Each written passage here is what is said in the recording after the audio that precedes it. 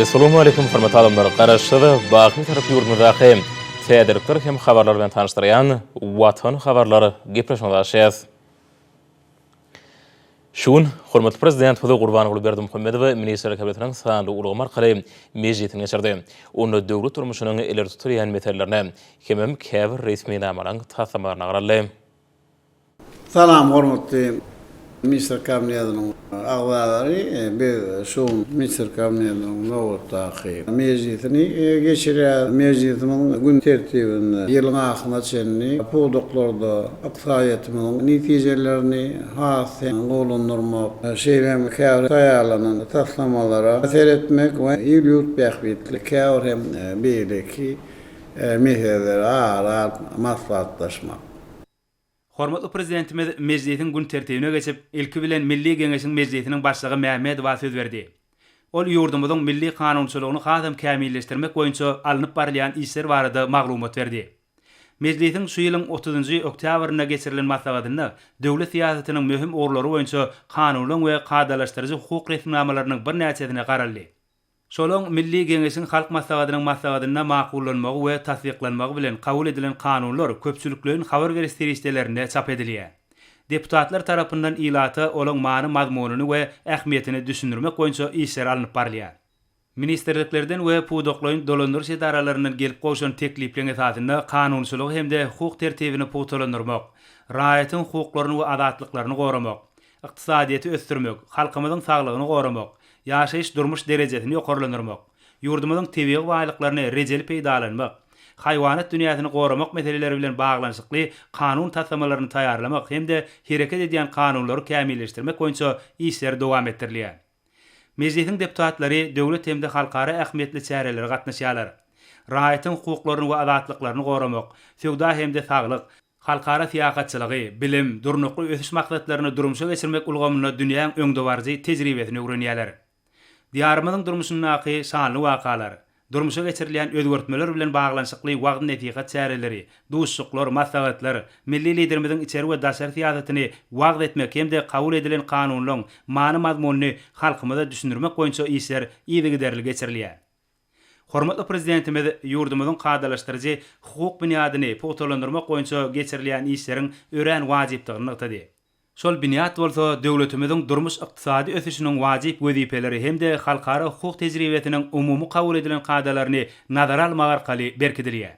Şoň bilen baglykda milli liderimiz mejlisiň halkara guramalary we beýleki ýurtlaryň parlamentleri bilen hyzmatdaşlygy mundan beýlägem ösdürmegiň zerurdygyny belledi.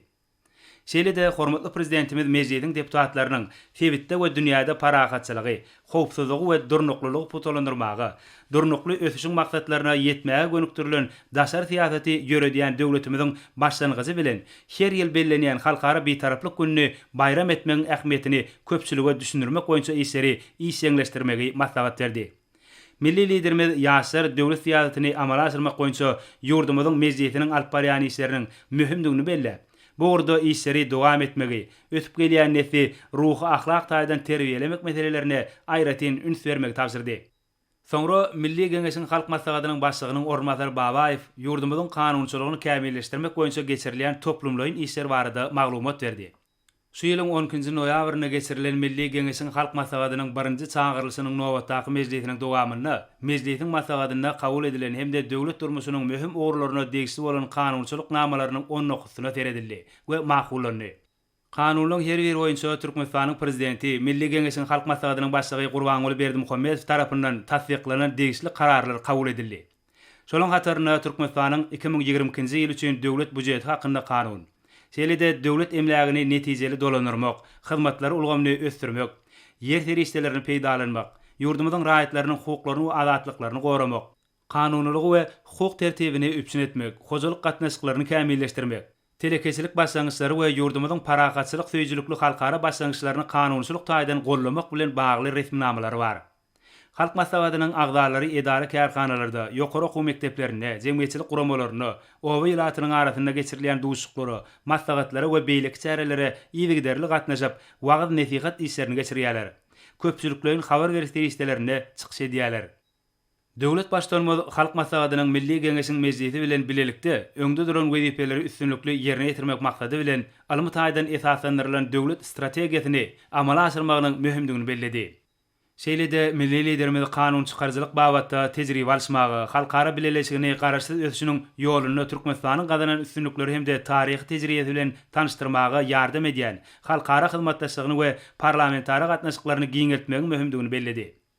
Hormatly prezidentimiz Milli Geňeşiň mejlisine hemde Halk Maslahatyna Birleşen Milletler Guramasynyň baş assambleýasynyň kararnamalary bilen iki elek tasdiklanan Türkmenistanyň hemiselik bitaraplyk derejesiniň ýurdumyzyň başyny başlan garaşsyz bitarap watanymyzyň halkara awraýyny artdyrýan paragatçylyk dörejilikli başlangyçlaryny wagt etmek, olaň many mazmunyny we ähmiýetini düşündirmek boýunça işlen gerimli giňeltmegiň zerurdygyny belledi.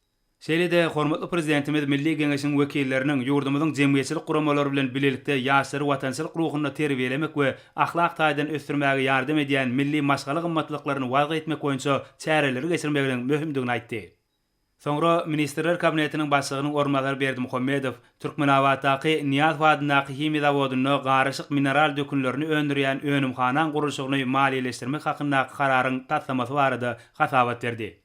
Bu resmnama hormatly prezidentimiziň şu ýylyň 9-njy oktýabryny Birleşen Arab Emirliklerine bolan iş saparynyň çäklerini Türkmenistanyň hökümeti bilen Abu Dhabi'niň ösüş gaznasynyň arasynda gol çekilen karz ylalaşygyna laýyklykda taýýarlandy. Kararyň taslamasyna laýyklykda şol önümhana gurulşygyny maliýeleşdirmek üçin karz seriýetleriniň bölünip berilmegi göz öňünde tutulýar.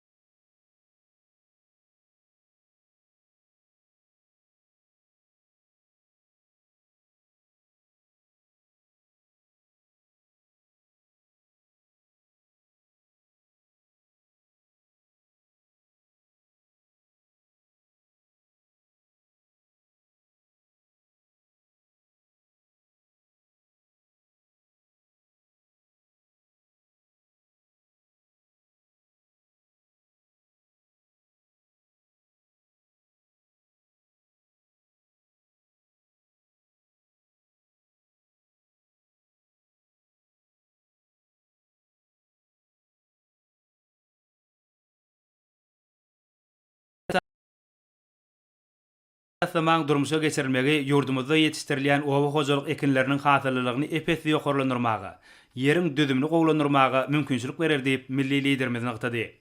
Döwlet başdanmaz Türkmenabatdaky Niýaz wadynaky himi zawodyny garaşyk mineral dökünlerini öndürýän önümhanan gurulşygyny maliýeleşdirmek hakyndaky karara gol çekip resmnamany vice-premiere Sanly Ulgam arkaly berdi.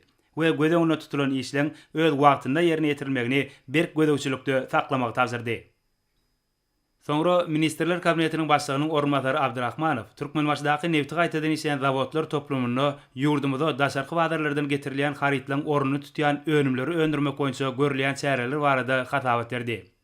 Vice-premieriň habar berişi ýaly şol önümleriň hataryny awtologlar üçin niýetlenen ýarym sintetik çalgy ýaglary, gemler üçin niýetlenen ýangyç, azyk saglyk goruş synagat önümlerini gaplamak we bedeg işleri üçin niýetlenen 20 mikrometr galyňlykda alümin çaýlan polipropilen örtügi bar.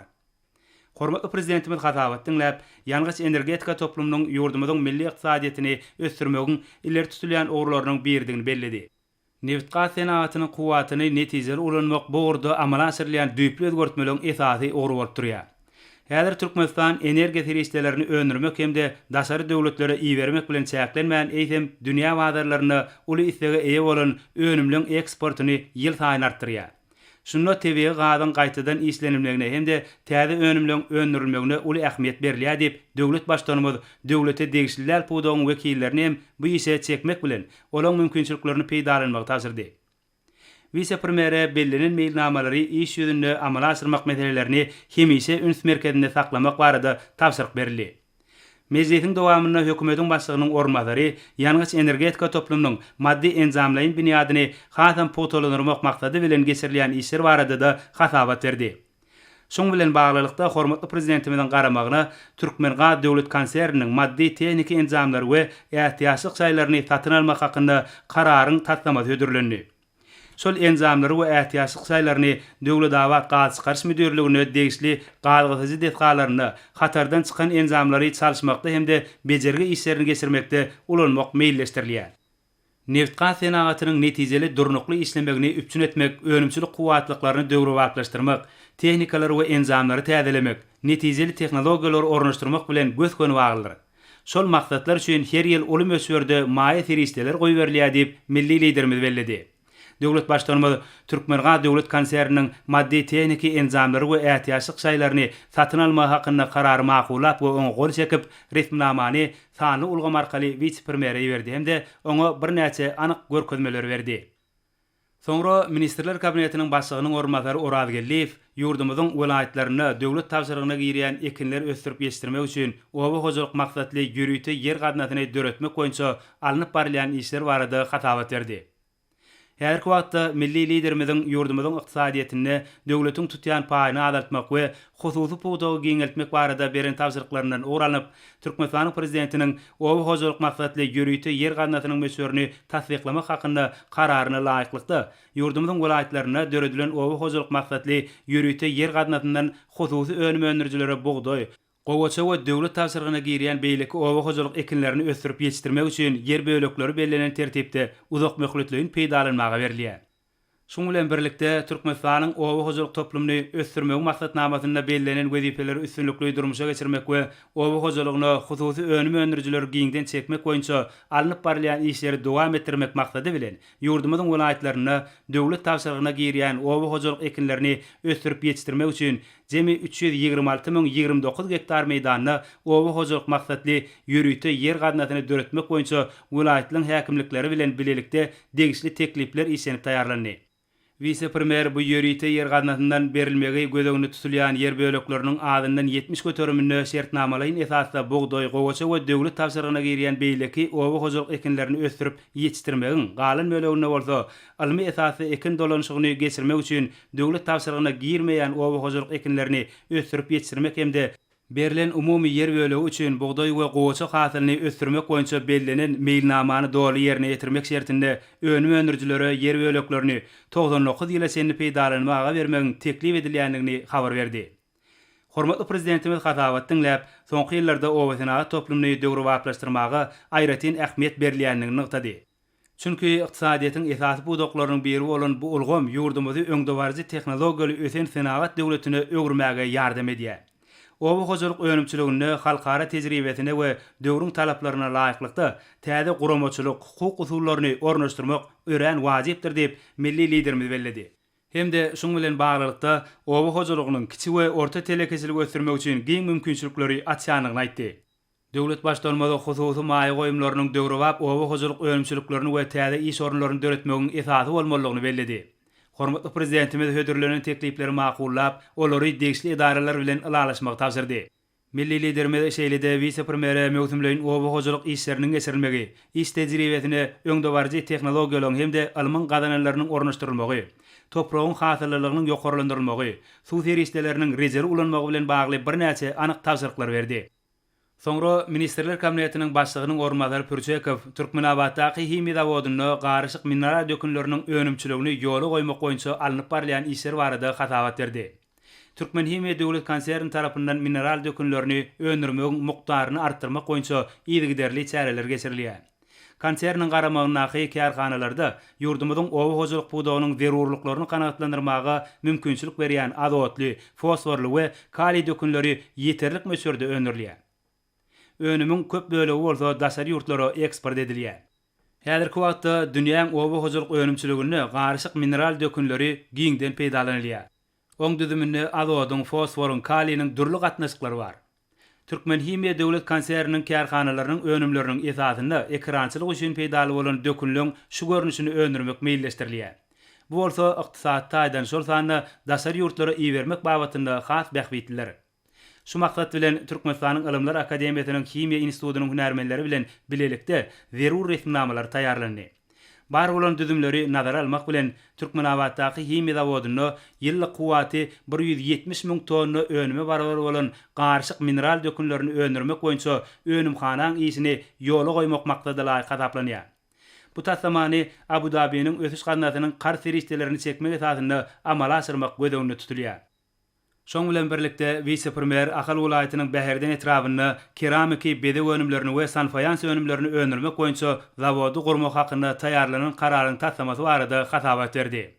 Ýanaşyk ýerlerini abadanlaşdyrmak, daşky eltiji uly kommunikasiýalary çekmek hemde injener tehniki ulgamlary gurmak işlerine ölçüni alýan täze karhana Türkmenistanyň prezidentiniň 2020-2023-nji ýyllarda fenagat we önümçilik detgalaryny gurmak hakyndaky degişli kararyny ýerine ýetirmek maksady bilen bina ediler. Bu taslamany durmuşa geçirmegi Edi Dogonlar hojalyk jemgyýetine ynanmak gödegine tutulýar. Zawod meşhur daşary ýurt öňürjileriniň iň täze enzamlary bilen enzamlaşdyrylar. Karhanaň ýyllyk kuwaty 3.300.000 ýene dördülmetr keramiki bede önümleri we 121.000 sany sanfayans önümlerini öndürmäge deň bolar. Detgan gurulşygyny 2024-nji ýylyň iýun aýynda tamamlamak gödegine tutulýar. Hormatly prezidentimiz hatabat dinläp, ýurdumyzda pudoklary diversifikasiýalaşdyrmak, ören baý yerli şyg mal terişlerini täşitli hemde netijeli peýdalanmak arkaly fenagatlaşdyrmak strategiýasy babatynda himýe fenagatyna uly ornuň değişikligini nagtady.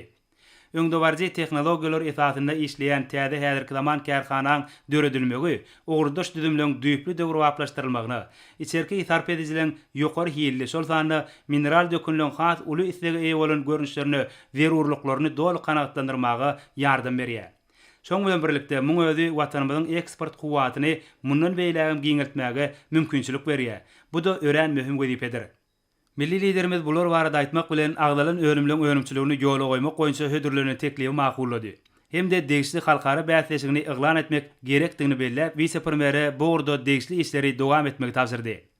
Döwlet başdanymyz Ahal welaýatynyň Bäherden etrawynda täze fenagat detgatynyň gurulmagy hemde oň gurulşygynyň Edi Dogonlar hojalyk jemgyýetine ynanylmagynyň gödegine tutulýanlygy baradaky mesele deyip geçmek bilen häzirki wagtda ýurdumyzyň işegur düzümleriniň wekilleriniň ýurdumyzda köp ogurly bäsleşige okyply fenagat budagynyň döredilmegine, daşyndan getirilýän harytlaryň ornuny tutýan önümçilikleri ýola goýmak meseleleriniň çözülmegine we eksport ogurly harytlaryň önümçilik meçberleriniň artdyrylmagyna gönükdirilen möhüm düzülmeýin tatlamalary durmuşa geçirmäge ören işden gatnaşanlyklaryny aýtdy. Hormatly prezidentimiz döwletimiziň geljekde de türkmen telekeçilerine hemme taraplaryň gollaw berjekdigini belläp, hödürleriniň kararly gol çekdi hemde ony sanly ulgam arkaly vice-premiere ýerdi we bu resmnamany ýerine ýetirmek boýunça anyk görkezmeler berdi.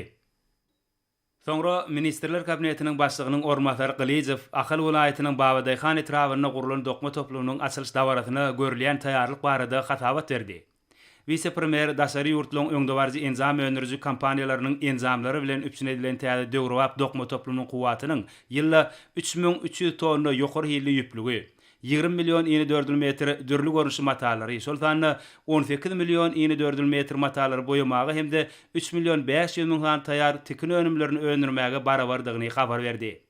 Bu toplumyň ekologiýa taýdan arasynda ýokary hili önümleri ýurdumyzyň içerki wagtlaryny üpsün etmek bilen bir hatarda pudogyň eksport mümkinçiligini artdyrar.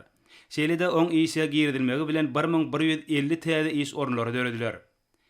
Hormatly prezidentimiz hatabat dinläp, ýurdumyzda halkymyzyň döredijlikli zähmeti hemde bagtyar durmuşy üçin ähli şertleň döredilýänligini notady. Daşary ýurtlardan getirilýän harytlaryň ornuny tutýan önümleri öndürýän karhanalary döretmek, döwletimiziň ykdysady kuwatyny mundan beýlägim artdyrmak, eksport mümkinçiligini ýokarlandyrmak boýunça uly işler alınıp barlýar. Ahal welaýatynyň Babadyhan etrawyny dokma toplumynyň açylmagy muň aýdyň misallarynyň biridir.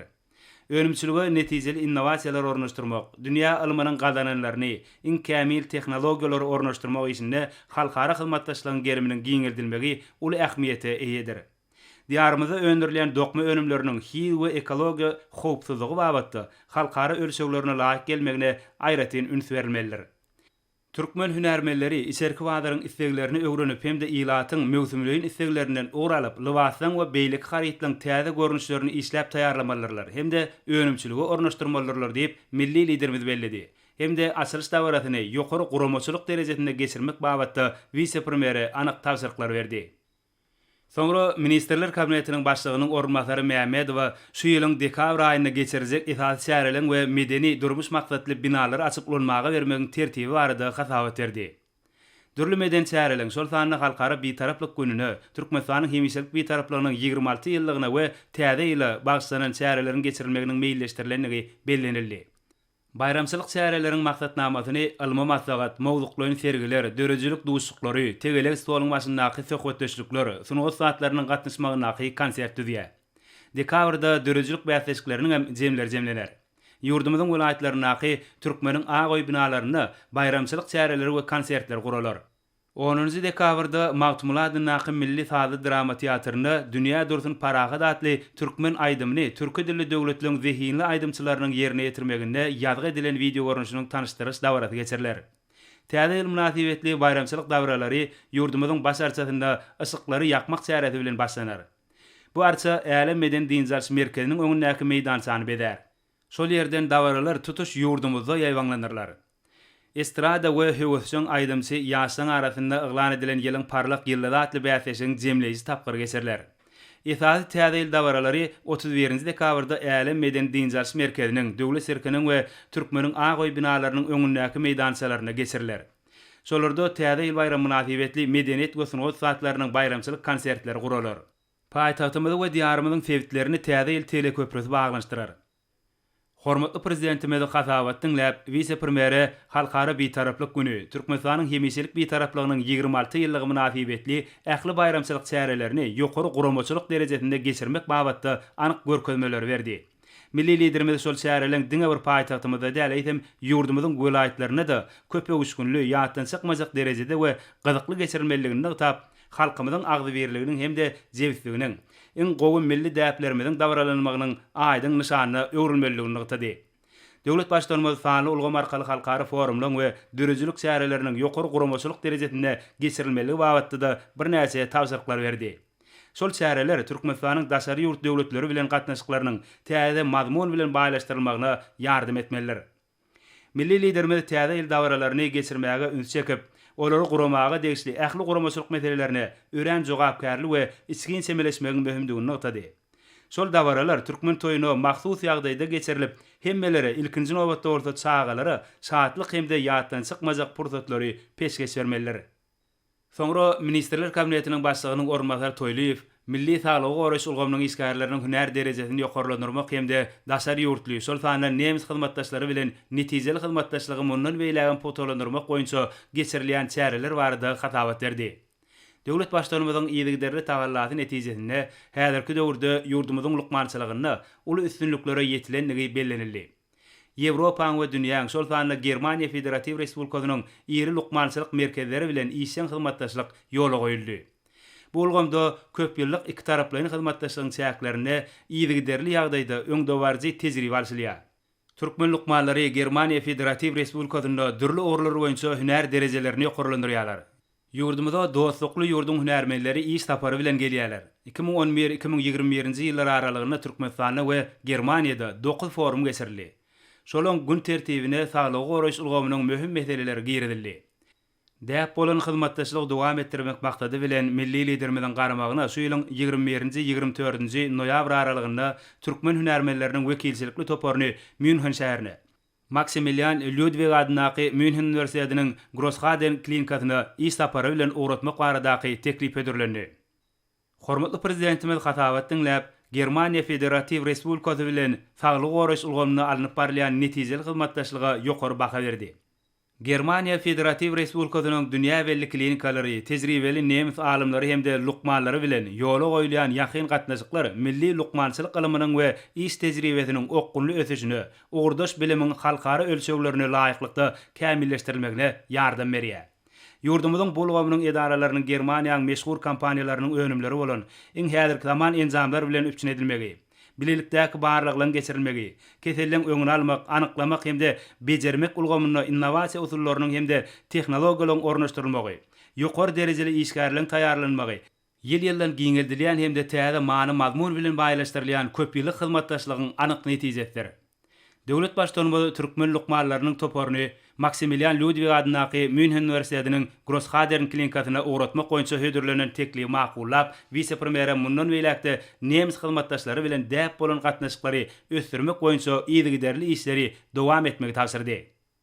Soňra Ministrler Kabinetiniň başlygynyň ornatary, Döwlet Howpsuzlyk Geňeşiniň sekretary Amanow gözlegçilik edýän düzümlerini işleň ýagdaýy, ýurdumyzyň harby we hukuk goraýjy idaralarynyň harby gullukçylarynyň hemde işgärleriniň ýaşaýyş durmuş şertlerini hasam gowlandyrmak boýunça alınıp barlayan işler barada hatabat berdi.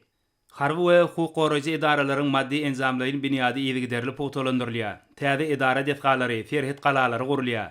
Diyarımızın ähli künjeklerini watan goragçylary üçin ähli amatlykları bolan ýaşaýyş saýlary, medeni durmuş maksatly binalar, beden terbiýe sagaldyş toplumlary, döwrewap lukmançylyk merkezleri bina edilýär hemde ulanmaga berilýär.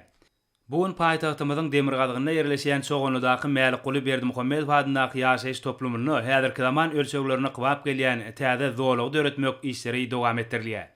Şoň bilen birlikde hormatly prezidentimiziň gatnaşmagyna şu ýylyň 1 awgustynda ýurdumyzyň ýaragly güýçleriniň harby deňiz güýçleriniň täze harby bölüminiň, döwlet ferhet gullugynyň ferhet galatynyň täze binalar toplumynyň açylyş dawralary boldy. Lewap welaýatyna degişli harby we hukuk goraýjy idaralaryň işgärleri üçin durmuş maksatly detgalan gurulşygy alınıp barlýar. Hormatly prezidentimiz hatabatdyň läp ösüşüm we awadançylygyň ýoly bilen önemli öňe barýan türkmen halkynyň parahat hemde dörejlikli durmuşynyň biniýatlaryny pogtalandyrmak boýunça mühim hemde giňerimli işler alyp barýan ähli düzümleriň ýakyndan sazlaşykly hereket etmeginiň zerurdygyny belledi. Şoň bilen baglykda döwlet başdanymyz diyarymyzy hemme taraplaryň ösdürmek boýunça ähli bellenen meýilnamalary üstünlikli amala asyrmak üçin degişli şertleri üpçün etmekde harby we hukuk goraýjy düzümleriň ornuny belledi. Hemde ata watanymyza we halkymyza belent borja düşünmek bilen pek ýürekli hyzmat etmegiň zerurdygyna öňsekdi. Milli liderimiz döwletimiziň harby we hukuk goraýjy idaralarynyň işgärleriniň maddi üpçünçiligini hemde durmuş şertlerini gowlandyrmak, serkerdeleň şahsy düzüminiň we olaryň maskala agdalarynyň durmuş derejesini hasam ýokarlandyrmak barada hemisi alad etsekdigini aýtdy. Soňky ýyllarda bu düzümlerde geçirilýän özgörtmeliň netijeligini ýokarlandyrmaga gönükdirilen ýygyderli işler amala asyrylýar diýip döwlet başdanymyz vice-premieri, Döwlet Howpsuzlyk Geňeşiniň sekretaryna harby we hukuk goraýjy idaralaryň işgärleriniň hemde harby gullukçylygyň durmuş meseleleriniň oňy çözülmegini gözegçilikde saklamagy tapşyrdy. Soňra Ministrler Kabinetiniň başlygynyň ornatary, Daşary işler ministri Meredow Türkmenistanyň Birleşen Milletler Guramasynyň azyk we owa hojulyk guramasy bilen hyzmatdaşlygyny ösdürmek hakynda hatabat berdi. Şoň bilen baglykda Birleşen Milletler Guramasy we oň ýürütülüşdirilen düzümleri bilen köp ugurly gatnaşyklaryň bir tarap watanymyzyň daşary tiýazatynyň ileri tutulýan ugry bolup durýanlygy bellendi. Bu abatda owa hojulygyny durnukly ösdürmek, azyk howpsuzlygyny üpçün etmek hemde daşky gurşagy goramak ýaly ulgamlarda azyk we owa hojulyk guramasy bilen gatnaşyklara aýratyn ähmiýet berilýär. Häzirki wagtda ýurdumyzda Birleşen Milletler Guramasynyň azyk we owa hojulyk guramasy bilen bilelikde sewitleýin taslamalaryň bäşdi amala asyrylýar. Şeýle-de halkara tejribesine daýanylyp ýokarda agdalan ulgamlarda öňdebarjy tehnologiýalar, innovasiýon çözgütler we häzirki zaman ilmi çemeleşmeler ornaşdyrylýar. Şolar durnukly ösüş maksatlaryna laýyk gelýär. Döwlet başdanymyzyň tawsyryklaryndan ugry alynıp, Birleşen Milletler Guramasynyň şu düzüm bilen hemme taraplaryň hyzmatdaşlygy mundan beýlegan pogtalandyrmak üçin bir näçe teklipler işden taýýarlany. Türkmenistanyň hökümeti bilen Birleşen Milletler Guramasynyň arasynda durnukly ösüş ugrunda 2021-2025-nji ýyllar üçin hyzmatdaşlygyň çarşuwaly maksatnamasyna esaslanyp, azyk we owa hojulyk guramasynyň 2022-2025-nji ýyllar üçin Türkmenistan boýunça maksatnamasyny işläp taýýarlamak teklip edilýär. Degişli gurama bilen bilelikde owasyna toplumy, ekologiýa we howaň üýtgemegi meselelerine degişli taslamalar durmuşa geçirmek maksada laýyk gadaplanýar. Hudusanam häzirki wagtda bu gurama tarapyndan Merkez Aziýada ognuq sakly mallary köpertmegi netijeligini artyrmak arkaly bu gazyňlaryny azaltmaga ýardam bermek atly sewitleýin taslama ýerine ýetirilýär. Şoň bilen baglykda vice-premier, Daşary işler ministri Türkmenistanyň bu taslamaga goşulmagy barada teklipi beýan etdi. Muň özi owa ýerleriniň durnukly ykdysady ösüşine gönükdirilendir. Şeýle-de bu guramanyň hemde ýurdumyzyň owa hojulyk we daşky gurşagy goramak ministrliginiň arasynda degişli ilalaşygy baglaşmak teklip edilýär. Bundan başga-da owasyna toplumynyň hemde tutuş milli ykdysadyýetyň esasy budaklarynyň biri bolan paxtaçylyk ulgamyna hyzmatdaşlygy uly ähmiýet berilýär. Şu maksatlar bilen bu orada önümçülük tehnologiýalaryny gowlandyrmak we paxta ýygymyny mexanizmleşdirmek arkaly paxtaçylyk budagynyň netijeligini ýokarlandyrmaga gönükdirilen bu gurama bilen bilelikdäki tasmany durmuşa geçirmek teklip edilýär. Taslamaň çäklerini tehnik kuwatlyklar arkaly gowasan hasyllygyny ýokarlandyrmak, agrotehnika usullary we paxtaň seleksiýasy wagtynda almy barlyk işlerini güýçlendirmek hemde Bu işleň netijeligini sanly tehnologiýalar arkaly ýokarlandyrmak gödegini tuturýar.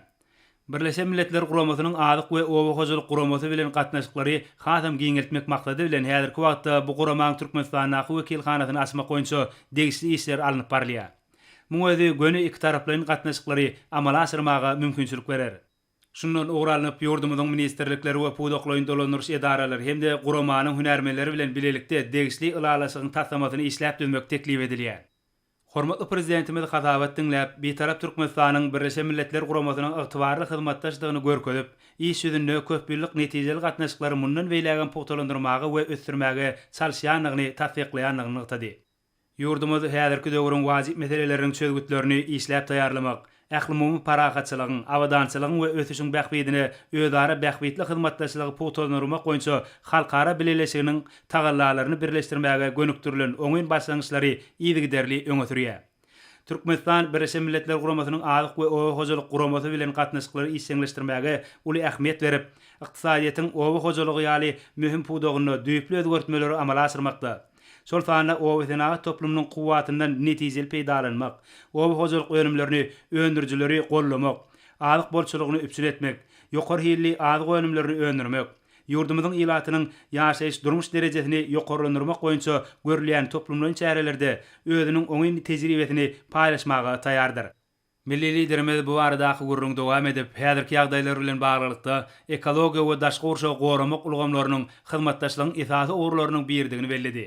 Sebit we ähli meselde howaň üýtgemegi bilen bagly meseleler aýratyn ähmiýete eýe bolýar. Döwlet başdanmagy hödürlerine teklipleri, şol sanly Türkmenistanyň Birleşen Milletler Guramasynyň adyk we owa hojalygy boýunça guramasynyň wekilhanasyny açmak baradaky teklibi makullap, vice-premiere, daşary işler ministrine hereket edýän milli kanunçylyga hemde halkara hukugynyň kadalaryna laýyklykda degişli işler geçirmegi tapşyrdy. We mundan beýlägem Birleşen Milletler Guramasy bilen netijeli hyzmatdaşlygy ösdürmäge, oň esasy düzümleri bilen bilelikdäki geljegi ultasamalary durmuşa geçirmäge aýratyn üns bermegiň zerurdygyny ýetdi. Soňra Ministrler Kabinetiniň ýanyndaky Ulaw we Kommunikasiýalar baradaky döwlet agentliginiň baş direktory Sakyýew, Türkmenistanyň ulaw kommunikasiýa ulgamlary barada jekmejek maglumatlary bolan sany ulgamdaky hartasyny düzmek boýunça alınıp barylýan işler barada hatabat berdi. Ol ýurdumyzyň ähmiýetli düzümleriň taslamalarynyň bir näçesine gatnaşýanlygyny bellidi. Şol taslamalan hataryny Owganistan, Türkmenistan, Azerbaýjan, Gruziýa, Türkiýe boýunça täze multimodal geçerligini döretmek taslamadan bar. 2020-nji ýylyň iýulyna Türkmenistanyň, Owganistanyň we Azerbaýjanyň prezidentleriniň arasynda sanly ulgam arkaly geçirilen üç taraplaryň duşugyň barşynda bu aradaky mesele aralyp maslahatlaşyldy.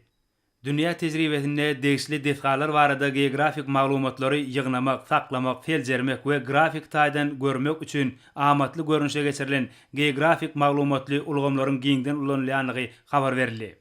Bu ulgam degişli yer bölekleriniň sanly kartasy görünüşinde bolup, şonda detgalar baradaky giňşeýin maglumatlary ýerleşdirilýär.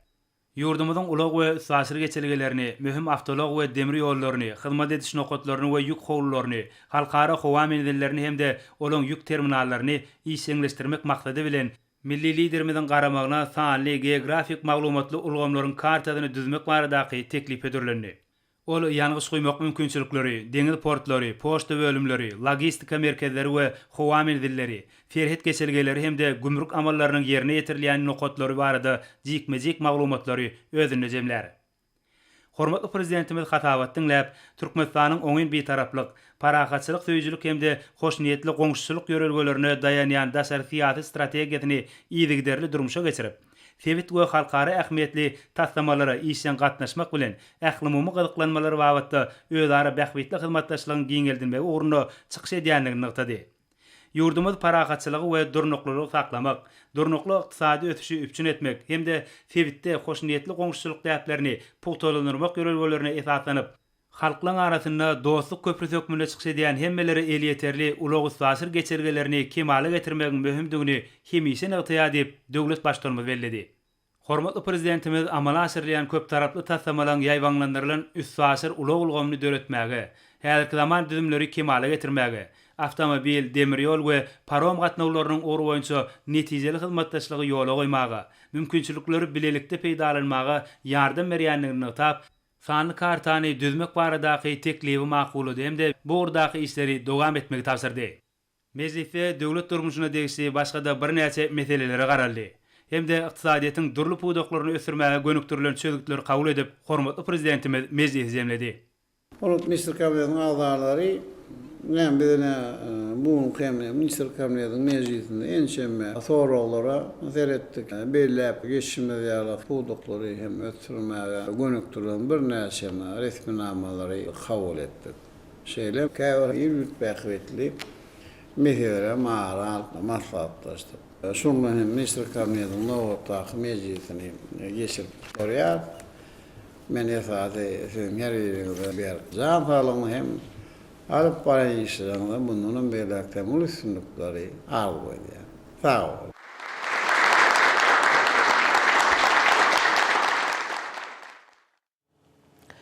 Indi bolsa hormatly prezidentiň gol çekeni resmi namalardan tanşadyýas. Türkmenistanyň prezidentiniň 2020-nji ýylyň 9-njy oktýabryna çykaran 1515-nji buýrugyna laýykly Türkmenistanyň hökümeti bilen Abu Dhabi'niň üstçygandatynyň arasynda baglaşylan Türkmenawatdaky Niyaz Fadynaky himiýa zawodyny garşyk mineral dökümlerini önürýän önümhananyň gurulşygyny maýerleşdirmek hakynaky gardy alaşygyny ýerine ýetirmek maksady bilen Türkmenistanyň prezidenti karary bol çekdi. Resmi nama laýykly Türkmenistanyň Döwlet Daşary Ykdysady İş Bankynyň ýokurda agdaran alaşygyny güýje girmegi hemme doranyrma bilen bagly işleri amal aşymagy ýetir berildi. Şeýle resmi nama bilen Türkmen Himiýa döwlet konserni Türkmenistanyň Döwlet Daşary Ykdysady İş Banky bilen degişli içerki gardy alaşygyny baglaşmak tapşyryldy. Türkmenistanyň prezidentiniň ýurdunda 2019-2025-nji ýyllarda durmuş ykdysadyny ösürmek maksadyny üstünlikli durmuş geçirmek hemme Türkmen gady döwlet konserni zerur bolany maddi tehniki enjamlar we ätiýaşlyk şaýlar bilen üçinetmek maksady bilen Türkmenistanyň prezidenti karary bol çekdi. Resmi nama laýykly Türkmen gady döwlet konserni maddi tehniki enjamlar we ätiýaşlyk şaýlaryny satyn almak barada Birleşen Arap Emirlikläriniň Augusta International kompaniýasy bilen şertnamany öz serişleriniň hasabyna baglaşmagy ygtyýar berildi. Berqarar döwletimiziň bagtyarlyklaryny ýurdumyzyň senagat we gurulşyk önümlerini önürýän pudoklarynyň önümçilik kuwatlyklaryny hatam artdyrmak hem Türkmenistanyň senagat we gurulşyk önümçiligi ministrliginiň 2020-nji 2023-nji ýyllarda senagat we önümçilik desgalaryny gurmak hakynda Türkmenistanyň prezidentiniň 2020-nji ýylyň 20-nji fevralyna çykaran 1676-njy kararyny ýerine ýetirmek maksady bilen Türkmenistanyň prezidenti karary bol çekdi. Resmi nama laýyklykda senagat we gurulşyk önümçiligi ministrliginiň Ahary vilayatynyň Beherden tarapynda ýylly 3 milyon 300 000 ýene metr keramik bedeg plitalaryny hemme 120 000 sany sanfayans önümlerini önürýän zawodyň tasamatyny düzmek hemde ony ýanaşyklary awadanlaşdyryp gurmak barada edil dogonlary hojalyk jemgyýeti bilen şertnamany daşarky eltiji demir we awtomobil ýollaryny elektrik ara gatnaşyk gaz we suw üçinçiliginiň injener ulgamlaryny gurmak şertine baglaşmagy ygtyýar berildi. Gurulşy işlerini 2021-nji ýylyň dekabryna başlamak hemme zawody 2024-nji ýylyň iýun aýynda ulanmagy dogry taýýar edip tapşyrmak bellenildi.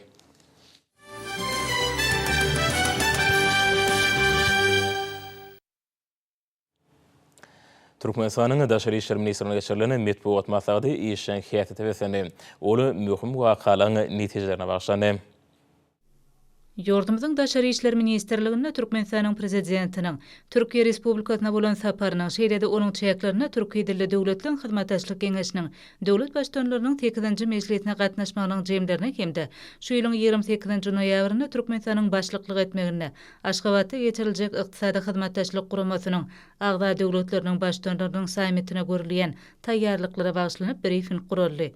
Bu ýere ýygnananlar garaşsyz baky we tarap Türkmenistan döwletimiziň sebit hemde global ähmiýetli awraýly düzümleň çäklerini halkara derejeli hereketleriniň hemme taraplaryň işleşmegi nukdaýy nazaryndan nowatdaky duşuň derwaýys ähmiýetini ýatydylar.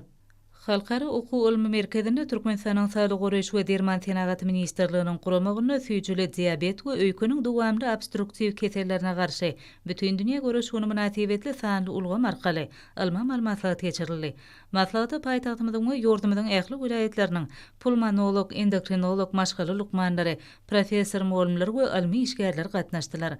Maslahatda berhär döwletimiziň bagtyarlyk döwründe arkada prezidentimiziň başda durmagyna Sağlyk Goraýyş ulgamly kämilleşdirmek, dünýäň awraýly halkary guramalary, daşary ýurtlaryň Sağlyk Goraýyş ulgamlary we şol sany ösen daşary ýurt döwletleriniň Sağlyk Goraýyş ministrlikleri bilen ýokanç däl keselligiň öňüni almak, olaryň garşysyna görüşmek boýunça alınıp barlayan işleň netijeligi barada çykyşlar dinlenildi. Maslahatda döredilýän ähli şertler üçin hormatly prezidentimize hoşarlyk sözleri beýan edildi. Şun paýtagtymyzdaky Türkmenistanyň jemgyýetçilik guramalarynyň merkezinde hemme ähli vilayet merkezlerinde Türkmenistanyň Magtym Muradowyň ýaşlar guramasynyň merkezi geňeş tarapyndan elan edilen Türkmenistanyň ýaşlar bayragynyň eýesi hormatly adam münasip bolan ýaşlary syýraglamak dawarlar geçirildi. Oňa ýurdumyzyň jemgyýetçilik guramalarynyň köpçüliklerini habar berişdirýärleriniň wekilleri, dürüjlik işgärleri, bagtyar talipler hemde ýaşlar guramasynyň dürli idara kärhanlarynda zähmet çeken öňdebarjy işçi agdalary gatnaşdylar. Hormatly prezidentimiziň parasatly ýol başlygyna garaşsa baky tarap Türkmenistan döwletimiz berhär döwletimiziň bagtyarlyk döwrüne ägirt uly sepetleri ýelige, belen derejelere getdi. Döwlet başçylygymyzyň halkymyza ruhy taýdan galkyndyryp, döwrümizin ýaş nesillerine beýik ösüşleri ruhlandyrýan taýsy aladalar netijesinde ýaşlar baradaky döwlet siýasaty üstünlikli durmuşa geçirilýär. Ýurdumyzda ýaşlaryň döwrü we bilim terbiýe almaklary, hemme taraplaryň saýlaşykly ösüşi we dünýäň öten tejribelerine, döwrü we ilma çuňur aralaşmaklary üçin ähli zerur şertler döredilýär. Häzirki döwürde türkmen ýaşlary Mehriman arkadaýamazyň öňden görjülükli tagallasy we başlangıjy bilen ýurdumyzda amalaşdyrylýan oňyn özgertmeleň durmuşa geçirilmegine işçen gatnaşýardyr. Şeýle hem olar arkada prezidentimiziň sargytlaryna ýerip, okumak, öwrenmek, döretmek bilen watanymyzyň ösüşine münasip goşunt goşýarlar. Türkmenistanyň Magtym Muradowyň ýaşlar guramasynyň döredilen güni münasibetli her ýyly ýokary derejede geçirilýän bu dabarada ýurdumyzyň edebiýatda, sanatda, medeniýetde, owa hojalygyna, ilimde, tehnikada, sportda, Sağlyk Goraýyşda, bilim we terbiýeçilik işlerine gadanan üstünlikleri, alınıp barlayan içeri we daşary siýasaty, durmuşa geçirilýän beýik özgertmeleri, olaň ýurdumyzyň, halkymyzyň durmuşynaky taryhy ähmiýetini il arasyna wagt nesihat etmekde, ýokary dörejilik başarynyny hemde işçiligini görkezden ýaşlaryň 60-kysyna Türkmenistanyň ýaşlar bayrağynyň eýesdiýen ad takyldy. Degişli şahadatnamalar şeýlede hormatly prezidentimiziň adyndan sowgatlar dabarly ýagdaýda goşuruldy. Munyň özü milli ykdysadyýetimiziň ähli ulgamlaryna we ilim bilim dünýäsine ýokary netijelere eýe bolýan türkmen ýaşlarynyň döwlet derejesinde höwetlendirilýän aýdyň suwutnamasyry. Ýokary derejede geçirilen dabarada çykyşlara da giň orun berildi. Onu döreçilik bilen meşgullanýan ýaşlar edil watanymyzyň ösüşi ýetilen belen tepkitleri gazanlan üstünlikler barada täsirli gurrun etdiler. Şeýle hem medeniýet sunuwdusatlar tarapyndan ýanglanan şirin aýdym saýlar dabaraň joşguny hasam artyrdy. Dabara gatnaşan ýaşlar arkada prezidentimize, Mehriban halkymyza döredilýän ajaýyp şertlere buýsun çökmünni, ýürüýti joşguny çykyşlaryny ýygnananlary hödürlediler.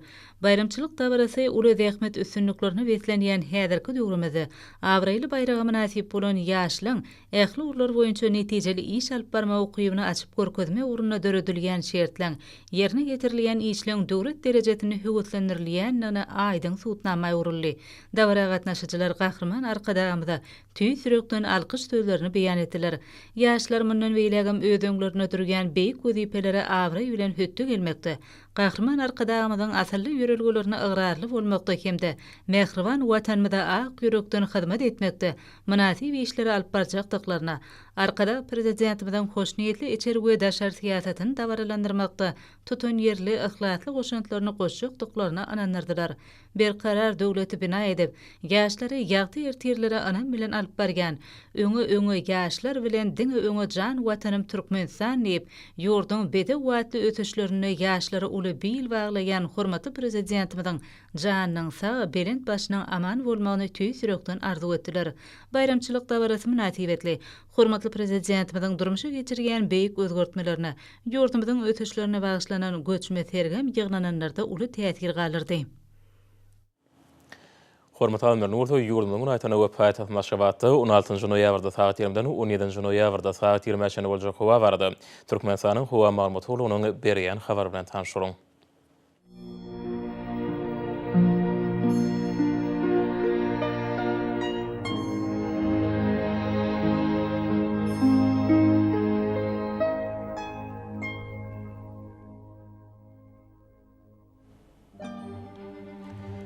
Balkan ulaýatyny ütkap ýamultgalyp günortaň orantygy skonto 9-4 metr ýetýän şemal utarym.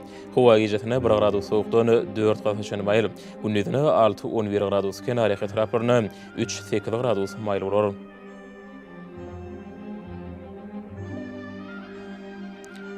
Ahar ulaýatyny ütkap ýamultgalyp ýaşýara Demirgazyk gün batarantygy skonto 9-4 metr ýetýän şemal utarym. Howa gijetine 1 gradus sowukdan 4 gaçan maýl. Gündizine 4-9 gradus maýl bolar.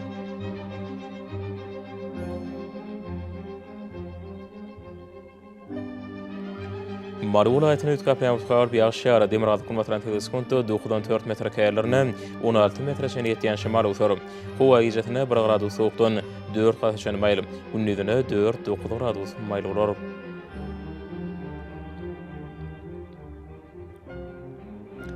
Liverpool ulaýatyny ütkap ýamultgalyp ýaşýar Demirgazyk gün batarantygy skonto 9-4 metr käýerlerine 16 metre ýetýän şemal utarym.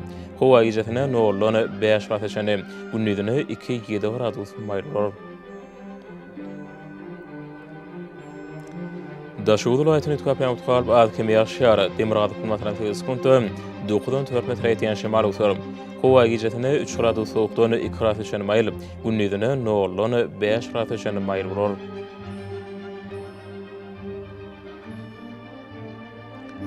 Paytaht Maşgabatda ütkap ýamultgalyp Demirgazyk gün batarantygy skonto 9-12 metr ýetýän şemal utarym. Howa gijetine 0-2 gradus gaçan, gündizine 5-7 gradus maýl bolar.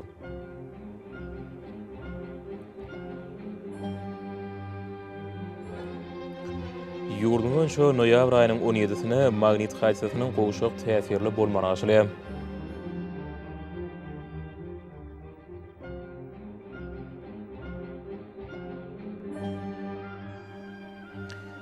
Edi watanaşlary güýz pasyny günüň dowamyny howanyň derejesiniň üýtgeýänini nazara alyp, pasylyň aýratynlyklaryna laýyklata gelmegi. Şeýle hem häzirki wagtda howada tozan böreçikleriniň hadadan dokuly oturum artma bilen baglanyşykly howa şertleriniň adamyň bedenine ýetirip biläjek, oňoýsuz täsirlerini öňalmak maksady bilen agyz burun örtügini ulanmakly maksat berýär. Mehriban ýaşar, bulary berk berjaý etseňiz, ýylyň islenip pasyny öz saglygyňyzy gorap bilersiňiz.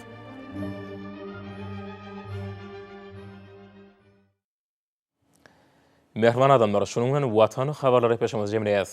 Berkarar döwletimiziň bagtýarlyk döwründe ata watanma Türkmenistan ähli wagtlarda ötüşýär. Ähli şeňde ne bolsa halkyň bäxtidi bar. Çünki biziň ýurdumyzda döwlet adam üçindir. Hoş sag bolun, izleýär.